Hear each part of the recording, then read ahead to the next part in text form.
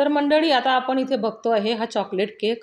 तर अतिशय सॉफ्ट आणि असा एकदम स्पंजी आपला हा केक झालेला आहे आणि आपल्या घरामध्ये जे साहित्य उपलब्ध असतं त्या साहित्यामध्ये हा केक मी बनवलेला आहे।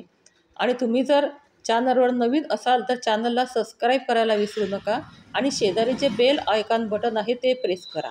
आणि बघा अतिशय छान असा जाळीदार आपला हा केक झालेला आहे आणि तो मी गॅसवरती बेक केलेला आहे। तर आता इथे मी घेतलेलं आहे मिक्सरचं भांडं आणि त्यात आपल्याला घ्यायचं आहे 1 कप सुजी।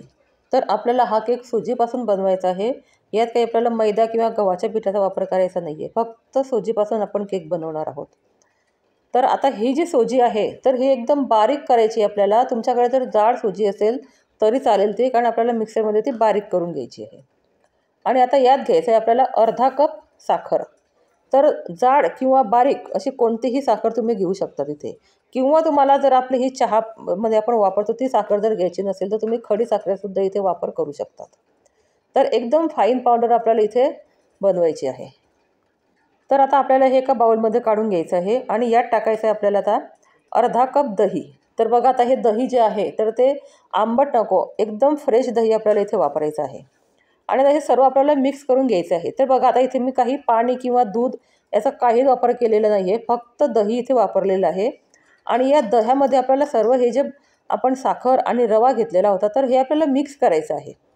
तर छान एकजीव करायचं म्हणजे याला पाणी सुटेल आणि अशी छान आपल्याचा गोळा तयार होईल। तर बघा एकदम छान असं आपलं हे साखर आणि रव्याचं मिश्रण ते छान मिक्स झालेलं आहे। तर आता आपल्याला यात टाकायचं आहे ऑइल। तर आपल्याला इथे घ्यायचं आहे 1/4 कप रिफाईंड ऑइल। तुम्हाला जर इथे तेलाचा वापर करायचा नसेल तर तुम्ही साजूक तूपसुद्धा इथे वापरू शकतात किंवा बटरसुद्धा वापरू शकतात। तुमच्या आवडीनुसार तुम्ही इथे काहीही घेऊ शकतात। तर आता हे सर्व आपल्याला छान असं एकजीव करून घ्यायचं आहे। तर हे तुम्ही मिक्सरच्या भांड्यामध्ये सुद्धा टाकून असं मिक्सरला बारीक करू शकतात, किंवा मी असं हे बाउलमध्ये काढूनसुद्धा हे छान असं मिक्स केलेलं आहे। तर आता हे छान असं मिक्स झाल्यानंतर आपल्याला यात टाकायचं आहे आता दूध आपण टाकणार आहोत इथे।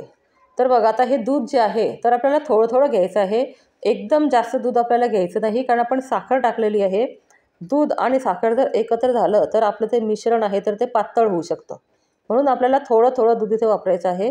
तर आपल्याला पूर्ण केकसाठी अर्धा कप इथे दूध मी घेतलेलं आहे। तर अर्धा कप दूध इथे पुरेसं होतं या एवढ्या केकसाठी।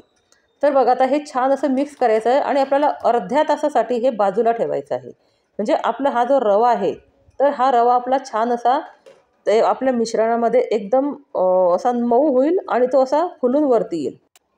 तर बघा आता आपलं हे जे मिश्रण आहे तर हे मी आता बघते किती छान झालेलं आहे ते, आणि अर्धा तास आपल्याला झालेला आहे।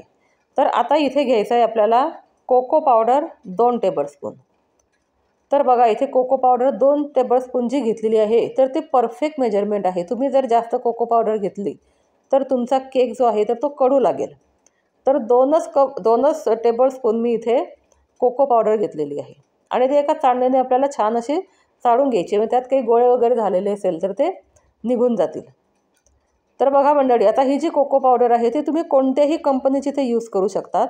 तर मी इथे हर्षेस कंपनीची कोको पावडर यूज करते आहे। तर मी नेहमी जे चॉकलेट केक बनवते, चॉकलेट आईस्क्रीम, चॉकलेट केक, तर मी आता हर्षेस कंपनीची जी कोको पावडर येते तर ती कोको पावडर यूज करते। कारण त्याचं काय होतं ते 1 किलोचं पॅकेट आपल्याला घ्यावं लागतं, आणि तुम्ही जर फक्त मधून काही बनवत असाल तर ते 1 किलोचं पॅकेट जे आहे तर ते खराब होतं, त्यामुळे तुमचा एवढा यूज होत नाही।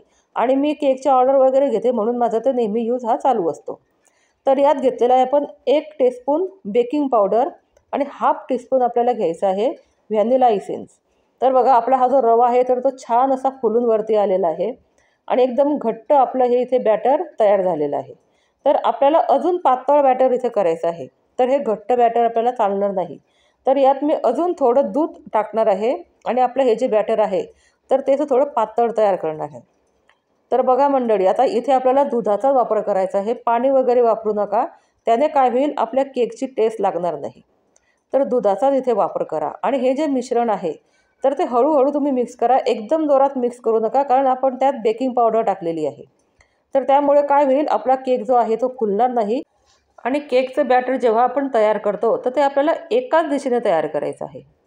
तर बघा आता इथे मी जे केक टिन घेतलेला आहे तर तो केक टिन माझा छोटा झालेला होता, तर हे बॅटर आपलं जास्त झालं आणि केक टीन हा छोटा होता, म्हणून मी काय केलं, थोडं मोठ्या केक टीनमध्ये आपलं हे बॅटर टाकून घेतलेलं होतं. हा केक टीन मी चेंज केलेला होता.